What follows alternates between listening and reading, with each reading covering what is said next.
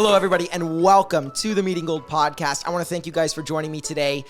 We've got a really cool guest. Victor, I just met you a couple weeks ago, but we've gotten pretty close since, just vibing over, podcasts, content creation, social media, which is something you take a really big liking to. So, Victor, without further ado, thank you for joining us today. Give the audience a little introduction as to who you are. Thank you so much, brother. Appreciate it. Yeah, so I'm a local real estate agent. As most of you know, I started at Engel & Volkers, which is a smaller brokerage. Like a boutique brokerage, right? Boutique brokerage, yeah, more for the high-end properties. Then I moved up to RE/MAX for 3 years, and I have recently joined in eXp Realty. Fantastic, brother. Yeah. Now, you joined eXp just recently, like in the last month or two, right? Yeah, since basically January 1st. And why did you want to see the move from RE/MAX to eXp? It's honestly more about personal development, developing the brand, and being able to work with agents. Gotcha. You know, I've had my team in the past, a little bit like, the more old structure team with the split share and basically, that structure we're all familiar with. And I wanted to do something different where with eXp, you're compensated for bringing agents in the company, right, without having to charge them splits. And interesting, just help each other out. Grow together. And I like that. Yeah. It's everybody grows together type of mindset. And, we were talking off camera for a little while about your, I guess, onboarding method of social media and how you really want to make it a welcoming environment for new agents and to really be a mentor to individuals wanting to come on, I guess, right? And wanting to seek more. So we'll get into that. We'll get into, your social media strategies and how you've built up your business, because what kind of qualifications do you have to be a real estate agent? Can you tell me? You've got to, without being humble for 2 seconds, without being humble, give me a little rundown. Well, I mean, I've done lots of things prior to real estate, right? I've tried a few different companies and side businesses myself. I went to school to George Brown College for HVAC, which I guess it's a little bit relatable to residential real estate. Understanding homes and understanding how the whole HVAC system in a home. Other than that, I mean, hold on a second. You're leaving something out. You're pretty big in RE/MAX. Yes. Yeah. Well, I just left RE/MAX. I became top agent there. I became top agent in Niagara region, top 10 in the whole region out of any brokerage. Phenomenal. And RE/MAX was very good experience for me. Yeah. It was just at the right time for me. Yeah. You felt like it was the necessary move. Yeah. No, I appreciate that. And I think, you're a very humble guy. I wanted to get that out of you, that you are very successful at what you do. And today is the day that people will kind of find out a little bit in more detail why you are successful at what you do. And obviously the whole podcast is about how they can be successful as well. Yep. So I want to ask you one really deep question that we get into for the podcast, and I want to start doing more. But what is the greatest lesson that life has taught you? It's a tough question. In regards to real estate or in general? Just in general. Yeah, just in general. It could be relationships, business relationships. It could be business, anything. Honestly, I think the most important thing is consistency.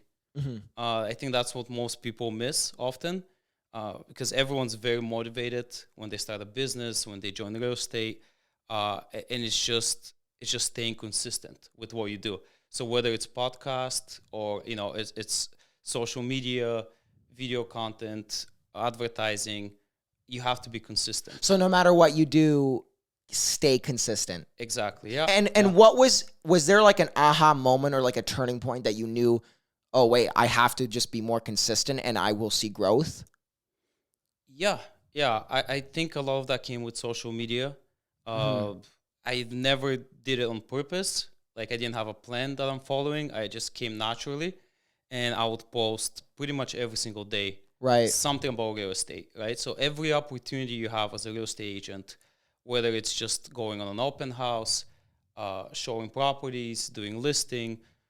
It's all opportunity for you to Crucial to share that on social media, right? Yeah. No, I hear you. And like, I guess, do you know where that social media mindset came from for you? Like, was there somebody who told you? And I guess that leads me to my next question. Like, the greatest advice that you've received just in general in business, did it have to do with social media? Not really, no. Like, agents are now getting more into social media in 2022, but when I started, honestly, I was one of the few ones in Niagara to have social media presence. Right. Honestly, they weren't doing it as much, and so I just kind of started that. I've always been into marketing myself, though. I enjoy doing it. Yeah. I've hosted events in the past. I've seen that. Yeah, you do a lot of like networking events and just bringing your clients places, bringing friends. Yeah, before real estate, it was just for fun. Yeah. So we would rent out like bars and clubs and just do private parties, do events, hire DJs, but I've always enjoyed basically connecting people and just the socializing. Now, I want to ask you that is that, like, I can tell you have a joy of building relationships and connecting people, but also connecting yourself with people. But how did you come to understand that was a necessary part of business in order to be financially, I guess, successful, but just successful in general, like actually happy doing what you're doing? Where did you kind of come to realize that? Well, networking is everything, right? You can be a undercover agent, right? Like, right. I mean, there's, I like that. Yeah, there's very few people that do that, but I mean, it takes special talent to do that. You want to always be available, and you want to remind people what it is that you do as much as possible, right? And helping people is, it's a joy. One of the best things you can do, right? Yeah. It's something about it is very fulfilling.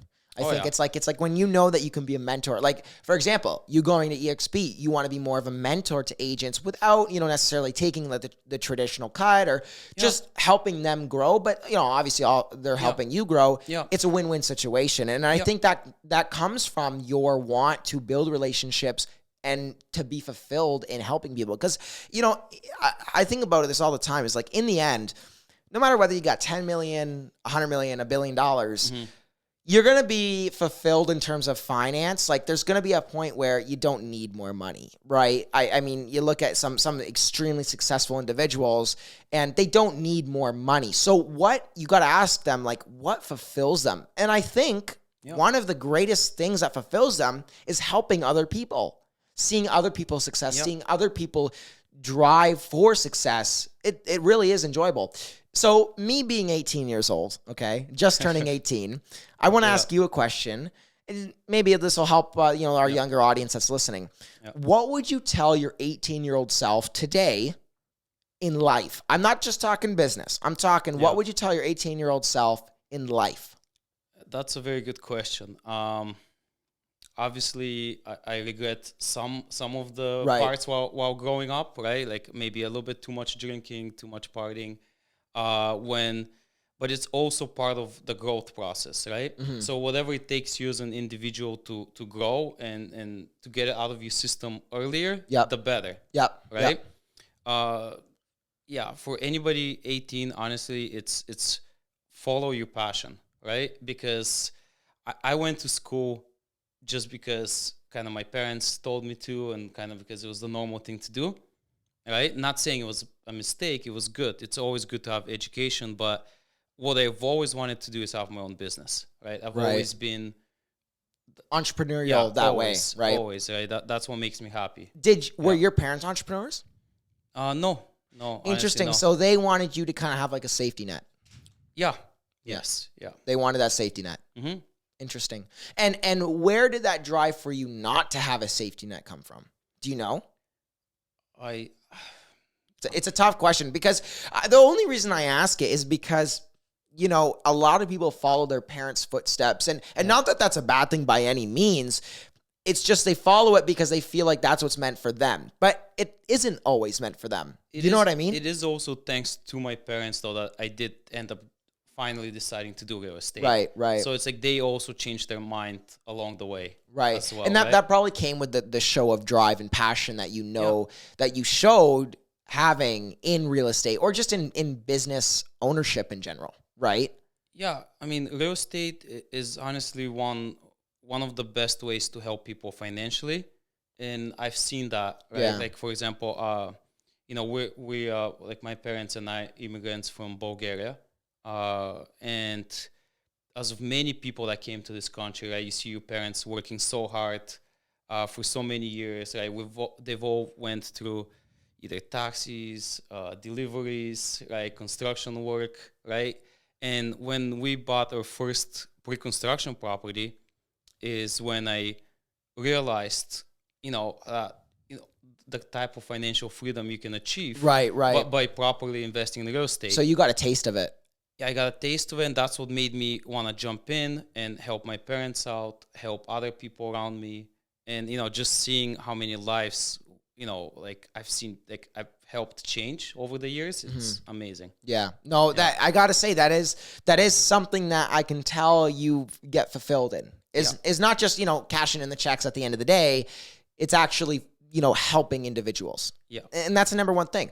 Now, you brought up, you told me you were from Bulgaria and you moved here when you were grade 9, 13, maybe? 14, Yeah, around there. Around there, yeah. Okay, so this kind of ties into my next question. I'm not sure if it does or not, but I want to ask you, what was one of the biggest things that you had to sacrifice in order to be as successful as you are today? Whether it's your personal life, whether it's your business. Probably personal relationships a little bit. It's just, especially when you're first starting, I worked, so I've been full-time real estate since day one. But in order to be able to financially support it, you had to work another job as well. Right? So my first year I was working full-time real estate during the day, and then full-time Uber at night. And, it's just basically you have no time for anything. Yeah. Right? So that's one thing. It's hard to find that balance, right? And it's that's why it's so important to have a team or to have a group of people supporting each other, working together, right? Because you can't do everything by yourself all the time. Yeah. Yeah. No, it is definitely important to understand. And I think I hear a lot of these success stories coming out of, Uber driving or taxi driving or, just serving on the side and that kind of thing. And I think it's something about working those jobs gives you a taste of you're grinding and it pushes your drive to be successful. And it really speaks louder for your why. It helps you understand your why. So I want to ask you this. What was your why? Why did you want to be so successful? Why did you want to be an entrepreneur? Why did you want to make, let's be real, you as a real estate agent, you definitely make a good amount of money, but why did you want to be at this point today? Why didn't you just want to serve for the rest of your life? Yeah, number one thing, I think it's family, is to help out my parents, right? And then the freedom to do what you enjoy doing, right? I just can't see doing a job, something competitive every single day.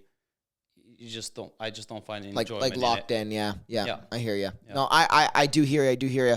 Now, okay. Once again, going back to the 18-year-old.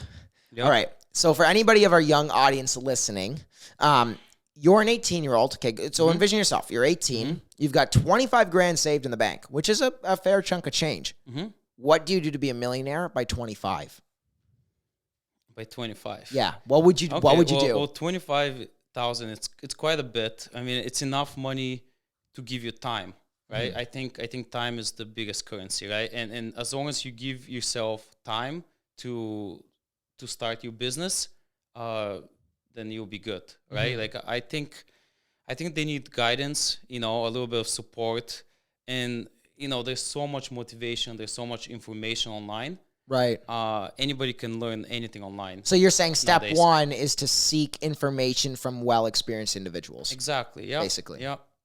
And then what would be, okay, now I've got this information. I understand, I feel like I'm ready to take a little bit of a jump. What am I going to do to really propel my financial future? Honestly, it depends in which kind of type of business they're looking Right. to get into. Uh, What would you do? What would you do? I would get in real estate. Of Honestly, course. the younger, Of course. Yep. yeah, like Now, honestly, okay, let me ask you this though. This is a challenging question. I've only got 25 grand. How Yeah. can I get into real estate? oh, that's okay. As an investor or as an agent, you mean, or as both? Because I do both, and I'm 18. I've Yeah. got 25 grand, and I want to be a millionaire by 25. I think with 25 grand, is it possible for me to get into real estate, maybe as an investor, maybe as a realtor, maybe any really way? Yeah. Any way. it's possible. I mean, as a first-time buyer, you might be eligible for 5% down payment. So with a little bit of help, I mean, 25,000 close, right? Yeah, You might yeah. be able to get in something very small. Maybe the number one thing I'll give as an advice is just get your first property. Either way you can. Sometimes people get too nervous or too obsessed with, is it perfect? Is the property perfect? Could it be something better? The point is just to get something, whatever it is you can, because as soon as you get that, your equity is gonna start building, and then it's gonna be Right. so much easier for you to get a second property and a third property. So really the Burr method yeah, in a way, exactly. just buy. You have to start, because I've met so Gotcha. many young guys, like you said, like have a little bit of money and want to start, and they're like, I want a detached house, but they can't afford it. Yeah. So they wait a year, and then the prices go up an additional 15%. Yeah. Where if they would have invested that money, got like a small 1-bedroom, even a bachelor apartment, right?